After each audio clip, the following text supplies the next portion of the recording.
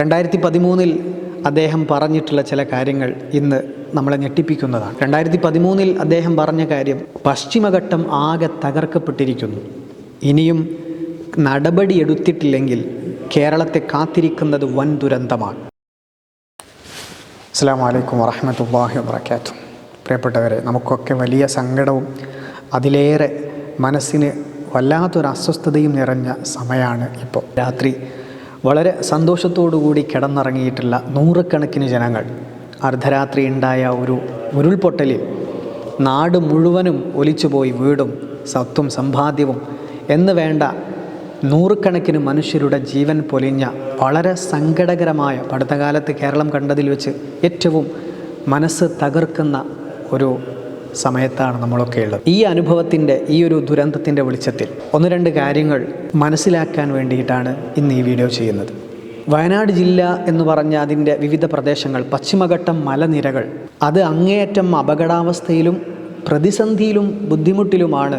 അധികൃതർ, സർക്കാർ ഉടനടി അതിന് വേണ്ട തരത്തിലുള്ള സംരക്ഷണം, അവിടെ നടക്കുന്ന അനധികൃതമായിട്ടുള്ള നിർമ്മാണ പ്രവർത്തനങ്ങൾ, അതുപോലെ പരിസ്ഥിതിക്ക് ദോഷകരമായിട്ടുള്ള പദ്ധതികൾ, ഇതിൽ നിന്നൊക്കെ പിന്മാറി വളരെ ലോലമായിട്ടുള്ള പരിസ്ഥിതി ദുർബല പ്രദേശമായിട്ടുള്ള പശ്ചിമഘട്ടത്തെ സംരക്ഷിക്കണമെന്ന മാധവൻ ഗാഡ്ഗിൽ റിപ്പോർട്ടുണ്ടായിരുന്നു. അതിന് നിങ്ങൾ വിചാരിക്കുന്ന പോലെ യുഗങ്ങൾ എന്ന് വെച്ചാൽ ആയിരക്കണക്കിന് നൂറുകണക്കിന് വർഷങ്ങളൊന്നും വേണ്ട, 4-5 വർഷം മതി. അന്ന് ഞാനും നിങ്ങളും ജീവിച്ചിരിപ്പുണ്ടാകും.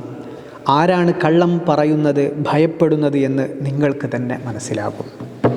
ആ പശ്ചിമഘട്ടത്തിൻ്റെ സിറ്റുവേഷൻ പഠിച്ച് മനസ്സിലാക്കി ഇദ്ദേഹം നടത്തിയിട്ടുള്ള ഒരു പ്രസ്താവനയാണിത്. അതിനെ വേണ്ട വിധത്തിൽ അധികൃതരായിട്ടുള്ള ആളുകളൊന്ന് ഉൾക്കൊണ്ടിട്ടുണ്ടായിരുന്നെങ്കിൽ ഒരുപക്ഷെ നൂറുകണക്കിന് മനുഷ്യരുടെ ജീവൻ പൊലിയുന്നതും അതിലേറെ മനുഷ്യർ മലയുടെ, മണ്ണിൻ്റെ, വെള്ളത്തിൻ്റെ ഉള്ളിൽ ജീവനറ്റ് കിടക്കുന്നത് തിരഞ്ഞു കണ്ടുപിടിക്കേണ്ട ഒരവസ്ഥ നമുക്കുണ്ടാകുമായിരുന്നില്ല. ആയിരക്കണക്കിന് മനുഷ്യരുടെ കണ്ണുനീരിന് കാരണം ആവുമായിരുന്നില്ല. ഇനിയെങ്കിലും ഈ ഒരു അപകടത്തിൻ്റെ പശ്ചാത്തലത്തിൽ പശ്ചിമഘട്ടം എന്ന അതീവ പരിസ്ഥിതി ദുർബല പ്രദേശത്തെയൊക്കെ മനുഷ്യൻ്റെ വികൃസങ്ങൾക്ക്, മനുഷ്യൻ്റെ പണസമ്പാദനത്തിന്, മനുഷ്യൻ്റെ ബിസിനസ് താല്പര്യങ്ങൾക്ക് വേണ്ടി പരമാവധി ഉപയോഗിക്കുന്നതിൽ നിന്നും മാറിയിട്ട് മനുഷ്യൻ്റെ ജീവനും മനുഷ്യൻ്റെ സ്വൈരവിഹാരത്തിനും ഭീഷണിയാകുന്ന മുഴുവൻ കോർപ്പറേറ്റ് അധികാരങ്ങളെയും സർക്കാർ തലത്തിൽ നിന്ന്, ഗവൺമെൻറ് തലത്തിൽ നിന്ന് തന്നെ ശക്തമായിട്ട് ചെറുത്ത് തോൽപ്പിക്കണം എന്നതാണ് ഈ ഒരു അനുഭവത്തിൻ്റെ വെളിച്ചത്തിൽ നമ്മൾ മനസ്സിലാക്കേണ്ടത്. ആ ഒരു പ്രദേശം മാത്രമല്ല, വയനാട് ജില്ലയുടെ വിവിധ പ്രദേശങ്ങൾ, താമരശ്ശേരി ചുരം കയറിക്കഴിഞ്ഞാൽ അവിടെ നിന്ന് അങ്ങോട്ട് ഒരുപാട് മേഖലകളിൽ പശ്ചിമഘട്ടം വലിയ തോതിൽ തകർക്കപ്പെട്ടുകൊണ്ടിരിക്കുന്നു എന്നാണ് അതിനെ ശാസ്ത്രീയമായി പഠിച്ചിട്ടുള്ള പണ്ഡിതന്മാർ പോലും രേഖപ്പെടുത്തിയിട്ടുള്ളത്. അത് ഗൗരവത്തോടെടുത്തുകൊണ്ട് വേണ്ട നടപടികളിലേക്കൊക്കെ നമ്മുടെ അധികാര വർഗം, നമ്മുടെ അധികാര കേന്ദ്രങ്ങൾ മാറിയിട്ടില്ലെങ്കിൽ ഇനിയും ഇതിലേറെ മനസ്സ് തകർക്കുന്ന, സങ്കടപ്പെടുത്തുന്ന അപകടങ്ങൾ വരാൻ സാധ്യതയുണ്ട്. ഈ ഒരു പ്രതിസന്ധി നിറഞ്ഞ സമയത്ത് ഇതെല്ലാവരും പ്രത്യേകമായിട്ട് മനസ്സിലാക്കേണ്ട ഒരു കാര്യമാണ്. അദ്ദേഹം വർഷങ്ങൾക്ക് മുന്നേ, എന്ന് വെച്ചാൽ 100 കൊല്ലം മുന്നല്ല, ഒരു 10 വർഷങ്ങൾക്ക് മുമ്പ് അദ്ദേഹം കൃത്യമായി പ്രവചിച്ചതാണ്. അതിനുശേഷം വയനാട് ജില്ലയിൽ പല ഭാഗങ്ങളിൽ പലതരത്തിലുള്ള ദുരന്തങ്ങളും പ്രയാസങ്ങളും ഉണ്ടായി, മണ്ണിടിച്ചിലുണ്ടായി. ഇങ്ങനെ ഒരു ലോല പ്രദേശത്തെ അതിൻ്റെ കൃത്യമായ രൂപത്തിൽ തന്നെ സംരക്ഷിച്ച് നിർത്തുക എന്നതാണ് അവിടെ താമസിക്കുന്ന മനുഷ്യന്മാർക്ക് ഏറ്റവും സേഫ്.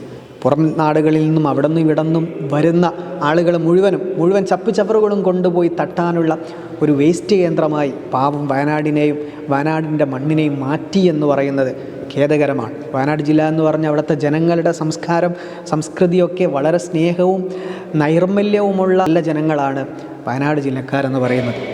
അവരുടെ ആ ഒരു നിഷ്കളങ്കതയും പാരമ്പര്യ തനിമയും ആ ഒരു സംസ്കാരവുമൊക്കെ ചൂഷണം ചെയ്തുകൊണ്ട് ചുളുവിലക്ക് അവിടെ നിന്ന് ഭൂമി സ്വന്തമാക്കി അമ്പരചുംബികളും വലിയ വലിയ നിർമ്മാണങ്ങളും നടത്തിയിട്ട് അതിൻ്റെ പരിസര പ്രദേശത്തുള്ള ഭൂമിയെ ദുർബലമാക്കിക്കൊണ്ട് നൂറുകണക്കിന് ജനങ്ങളെ കൊന്നൊടുക്കുന്ന തരത്തിലേക്ക് ഇത്തരം സംഗതികൾ കൊണ്ടെത്തിക്കുന്നത് വളരെ വേദന നിറഞ്ഞ സംഗതിയാണ്. ഇനിയെങ്കിലും അധികാരവർഗം, നമ്മുടെ ഗവൺമെൻറ് ഈ വിഷയത്തിലൊക്കെ അതിശക്തമായ ഒരു തീരുമാനം തന്നെ എടുക്കണം. ഏതെങ്കിലും ഉന്നത സ്ഥാനീയരായിട്ടുള്ള ആളുകൾ 50 ലക്ഷമോ 1 കോടി രൂപയോ കൈക്കൂലി കൊടുക്കുമ്പോഴേക്ക് അവർക്ക് എല്ലാ അനുമതിയും പാസ്സാക്കി കൊടുത്ത് ആ പാവപ്പെട്ട ജനങ്ങളെ കൊന്നൊടുക്കുന്ന സമീപനം ഇനിയെങ്കിലും അധികാരവർഗം പിന്മാറണം. അല്ലെങ്കിൽ നമ്മുടെ ഈ മലയാള ഭൂപടത്തിൽ വയനാട് ജില്ലയുടെ ഒരു ഭാഗം തന്നെ നശിപ്പിച്ചു പോകുന്ന ഒരു അവസ്ഥയാണുള്ളത്. ഇത് ഞാൻ എൻ്റെ സ്വന്തം വക പറഞ്ഞതല്ല. ആ പശ്ചിമഘട്ട മലനിരകളെ സംബന്ധിച്ചുകൊണ്ട് കൃത്യമായ വിവരണം പഠിച്ചു മനസ്സിലാക്കിയിട്ടുള്ള മാധവ് ഗാഡ്ഗിൽ അദ്ദേഹം നടത്തിയിട്ടുള്ള ഒരു പ്രസ്താവനയും റിപ്പോർട്ടുമാണ് ഞാൻ നിങ്ങളെ കാണിച്ചിട്ടുള്ളത്.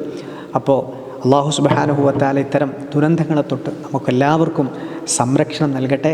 അവിടെ പ്രയാസം അനുഭവിക്കുന്ന നമ്മുടെ സഹോദരങ്ങൾക്ക് എല്ലാവിധ സംരക്ഷണവും സുരക്ഷയും അള്ളാഹു നൽകട്ടെ. മരിച്ചുപോയവർക്ക് അള്ളാഹു മഗ്ഫിറത്ത് നൽകട്ടെ. ധാരാളം സന്നദ്ധ പ്രവർത്തകന്മാരൊക്കെ അവിടെയുണ്ട്, അവരൊക്കെ അഭിനന്ദിക്കുകയാണ്. വലിയ നന്മയാണ് മലയാള മനസ്സിൻ്റെ നന്മ. അള്ളാഹു അതൊക്കെ നിലനിർത്തട്ടെ. ഒരു പ്രതിഫലേച്ഛയുമില്ലാതെ സന്നദ്ധ സേവന സംഘത്തിലുള്ള പ്രവർത്തകന്മാരുടെ എല്ലാ കക്ഷി രാഷ്ട്രീയ മതഭേദമന്യേ എല്ലാവരും മനുഷ്യനെന്ന് പറയുന്ന ആ ഒരൊറ്റ വികാരത്തിൻ്റെ മേലവിടെ പ്രവർത്തിക്കുന്നത് അങ്ങേയറ്റം ആശാവഹമാണ്. എല്ലാവിധ അഭിനന്ദനങ്ങളും അറിയിക്കുന്നു. അസ്സലാമു അലൈക്കും.